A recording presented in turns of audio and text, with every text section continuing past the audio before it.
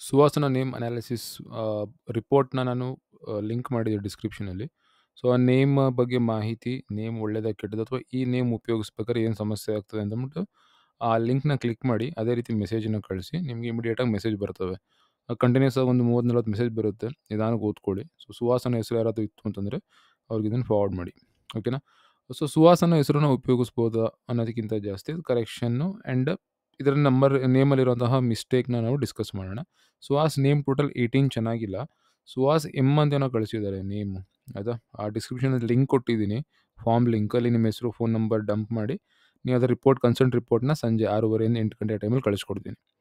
ಓಕೆನಾ? So, ಸುಹಾಸನ name wrong ಇದೆ. So, ಅದನ್ನು ಕರೆಕ್ಟ್ ಮಾಡಬೇಕಾದ್ರೆ ಯಾವ್ಯಾವ ಮಿಸ್ಟೇಕ್ಸ್‌ನ ಅವಾಯ್ಡ್ ಮಾಡಬೇಕಂತ ನಾನು ನಿಮಗೆ ಈ ಒಂದು ವಿಡಿಯೋದಲ್ಲಿ ಎಕ್ಸ್‌ಪ್ಲೇನ್ ಮಾಡ್ತೀನಿ.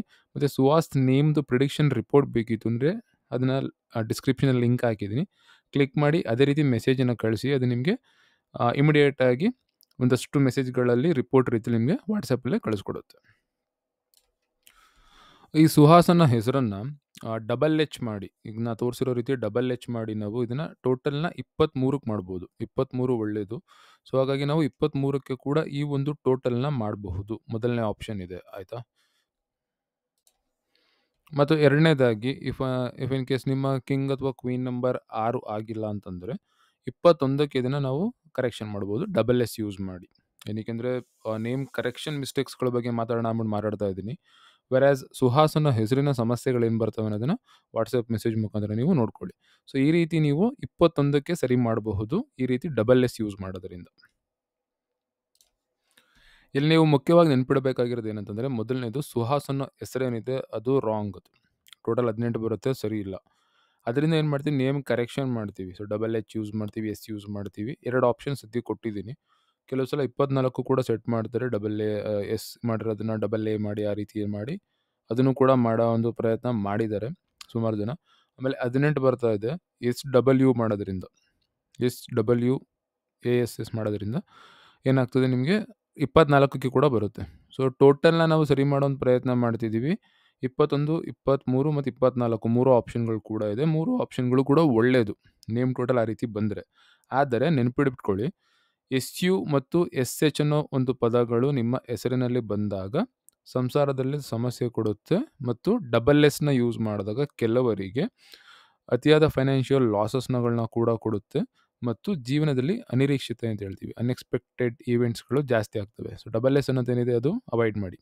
ಎರಡನೇ ಆಪ್ಷನ್ ಬಂದು ನೋಡಿ, SUHHAS ಈ ರೀತಿ ಏನಾದ್ರು ಯೂಸ್ ಮಾಡ್ತಿದ್ದೀರಾ ಅಂದರೆ ಡಬಲ್ ಎಚ್ ಯೂಸ್ ಮಾಡ್ತಿದ್ದೀರಾ, ಸ್ಟಾರ್ಟಿಂಗ್ 3 ಹೆಚ್ಚಿನ ಇಂಟ್ರೊಡ್ಯೂಸ್ ಮಾಡ್ತಿದ್ದೀರಾ, ಟೋಟಲ್ 23 ಸೆಟ್ ಮಾಡ್ತೀರಾ, ಯೂಸ್ ಮಾಡ್ಬೋದು. ಬಟ್ SU ಏನಿದೆ ಅದರ ಎಫೆಕ್ಟ್ ಇದ್ದೇ ಇರುತ್ತೆ. ಸೊ, SU ಇಂದ ಸ್ಟಾರ್ಟ್ ಆಗೋ ಹೆಸರುಗಳು ಯಾವತ್ತೂ ಕೂಡ ನಿಮಗೆ ಸಮಸ್ಯೆನೇ ಕೊಡುತ್ತೆ ಕಂಟಿನ್ಯೂಸ್ ಆಗಿ. ನೀವೇನೇ ಟೋಟಲ್ ಕರೆಕ್ಟ್ ಮಾಡಿದ್ರು ಕೂಡ ಹೆಸರನ್ನು ಶುರು ಆಗ್ತಾ ಇರೋವಂಥದ್ದು ಮತ್ತು ಹೆಸರಲ್ಲಿರುವಂತಹ ಶಬ್ದ ಏನಿದೆ ಅದು ಸಮಸ್ಯೆ ಇದೆ. ಇನ್ನು SW ಮಾಡೋದು ಆಲ್ರೆಡಿ ಇರೋ ಪ್ರಾಬ್ಲಮ್ನ ಕೆರ್ಕೊಂಡು ಇನ್ನೂ ಜಾಸ್ತಿ ಮಾಡ್ದಂಗೆ. ಸೊ, 24 ಮಾಡ್ತೀವಿ.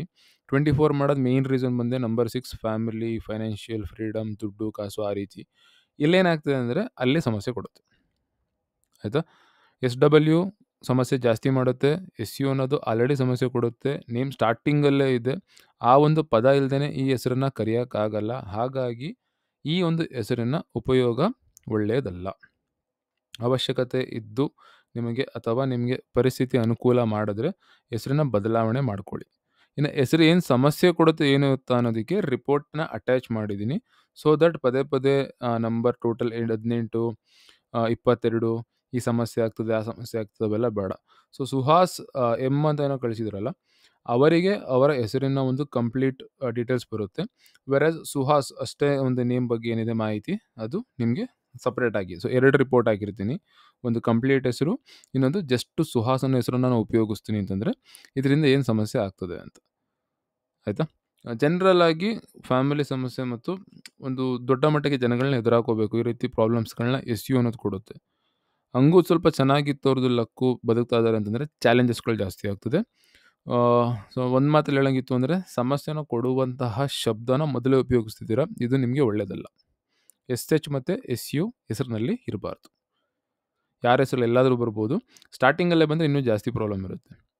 ಆಯಿತಾ? ಇನ್ನು ಇವ್ರ ಗುಣ ಸ್ವಭಾವ ಹೆಂಗಿರುತ್ತೆ ಅನ್ನೋದನ್ನ ರಿಪೋರ್ಟ್ ಕ್ಲಿಕ್ ಮಾಡಿ ನೋಡ್ಕೊಳ್ಳಿ. Thank you.